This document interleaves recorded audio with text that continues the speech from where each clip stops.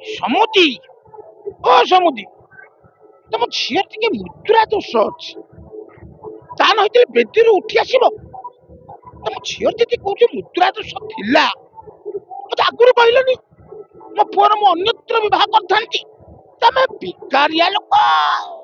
Junior ରବି ଶତପଥୀଙ୍କର tone ମୁଁ କରୁଛି, ଏପର୍ଯ୍ୟନ୍ତ ମୁଁ କଣ୍ଟିନ୍ୟୁ ପୁରା କ୍ଲିୟର ହେଇପାରୁନି।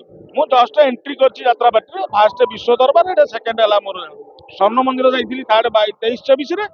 ସ୍ୱର୍ଣ୍ଣ ମନ୍ଦିର ତ ଅଧାରୁ ଭାଙ୍ଗିଗଲା। ଏଇଟା ଜଣ ମୋ ପାଇଁ ଏଇଟା ସେକେଣ୍ଡ ବର୍ଷ ହଉଛି। ଆଉ ମିନିମମ୍ 2-3 ବର୍ଷ ପରେ ଠିକ ଲାଇନ ସବୁ ଆସିବ। ଲୋକ ଜୁନିୟର ରବି ଶତପଥୀ ବୋଲି ଡାକୁଛନ୍ତି। ମୋ ଟୋନ ଟା ଟିକେ ବସି ଯାଇଛି, ତଥାପି ଆପଣ କହୁଛନ୍ତି ଯଦି ମୁଁ କହୁଛି। ସମୁଦି ଓ ସମୁଦି ତମ ଝିଅ ଟିକେ ମୁଦ୍ରା ଦୋଷ ଅଛି। ତା ନହେଲେ ବେଦୀରୁ ଉଠି ଆସିବ। ତମ ଝିଅ ଯଦି କହୁଛ ମୁଦ୍ରା ଦୋଷ ଥିଲା ମତେ ଆଗରୁ କହିଲନି, ମୋ ପୁଅର ମୁଁ ଅନ୍ୟତ୍ର ବିବାହ କରିଥାନ୍ତି। ତମେ ଭିକାରିଆ ଲୋକ। ତାଙ୍କର ଫାଷ୍ଟ ଯେତେବେଳେ ଜୁନିୟର ରବି ଶତପଥୀ ଯେତେବେଳେ ଏଣ୍ଟ୍ରି ହେଇଥିଲେ ଆମର ଯୋଉ ପୋଷ୍ଟିଂ ହେଇଥିଲେ ବିଶ୍ୱ ଦରବାର ପାଇଁ 2022-23ରେ, ସେ ଗୋଟାଏ ସିନ୍ ମୃତ୍ୟୁ ପରେ ମଣିଷର ନା କରିଥିଲେ। ତାଙ୍କର କଣ ମେମୋରି ଫେଲ୍ ହେଲା କି ଦେହ ଅସୁସ୍ଥ ହେଲା ମୁଁ କହିପାରିବିନି, ସେଟା ପ୍ରଭୁଙ୍କ ଜଣା, ମାଲିକଙ୍କୁ ଜଣା। ମାଲିକ କହିଲେ ତାଙ୍କ ଦେହ ଅସୁସ୍ଥ, ସେ ଗଲେ ହାରି।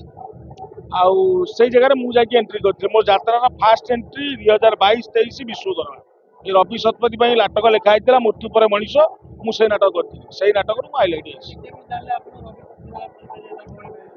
ମୁଁ ଗୋଟେ ତରଙ୍ଗ ଚ୍ୟାନେଲରେ କମେଡି କରିଥିଲି, କିଏ ଜିତେ କିଏ ହାରେ ଯୋଉ ଆସିଥିଲେ, ମୁଁ ସେଇଥିରେ ତାଙ୍କ ଟୋନ୍ ଗୋଟେ କରିଥିଲି ରବି ଶତପଥୀଙ୍କ ଟୋନ୍। ମୁଁ ଆଗରୁ ଯାତ୍ରା ପାର୍ଟିରେ କମେଡି ଆର୍ଟିଷ୍ଟ ନଥିଲି, ମୁଁ ଗାଁ ଡ୍ରାମା କରେ। ମୁଁ ଗାଁରେ ଭେଲିଆନ, ଭାଇ କ୍ୟାରେକ୍ଟର, ବାପା କ୍ୟାରେକ୍ଟର, ଏଇ କ୍ୟାରେକ୍ଟର କରେ। ସଡନ ଗୁରୁ ସାର୍ ମତେ ଫୋନ କଲେ ରାତି 10ଟାରେ, ଏ ରବି ଶତପଥୀଙ୍କ ମେମୋରି ଖରାପ ହେଇଗଲାଣି, ସିଏ ଗଲେଣି ହାରି ମୁଚିକି, ଆଉ ତୁ ଆସିକି ତାଙ୍କ ଜାଗା ପୂରଣ କରିପାରିବୁ କି? ମୁଁ କହିଲି ସାର୍ ମୁଁ ତ କମେଡି କରିନି କେବେ। ଆଇଲେ ତୋ ଟୋନ୍ ଟା ଲାଗୁଛି ରବି ଶତପଥୀ ଟୋନ୍ ଭଳିଆ, ତୁ କରିବୁ କରିପାରିବୁ। ମୁଁ ତାପରେ ଗଲି, ବିଷ୍ଣୁ ବାବୁ ଦେଖିଲେ, ଭାରି ଖୁସି ହେଲେ। ଡାଇଲଗ ଗୋଟେ ଇଣ୍ଟରଭ୍ୟୁ ମୁଁ ନେଲେ, ରାତି 1 ଖଣ୍ଡେ ହବ ଟାଇମ୍। ତା ବାସ ଦିନ ସକାଳୁ ସ୍କ୍ରିପ୍ଟ ମତେ ରାତି ଦେଇଦେଲେ, ସ୍କ୍ରିପ୍ଟ ପଢିକି ମୁଁ ତା ବାସ ଦିନ ସକାଳୁ ଯାଇକି ମଞ୍ଚର ପେଣ୍ଡାଲ ଠିଆ ହେଲି। ଆଉ ହଉ ଆଜ୍ଞା, ମୋର ସିନ୍ ଆରମ୍ଭ ହେଇଛି, ମୁଁ ଆସୁଛି।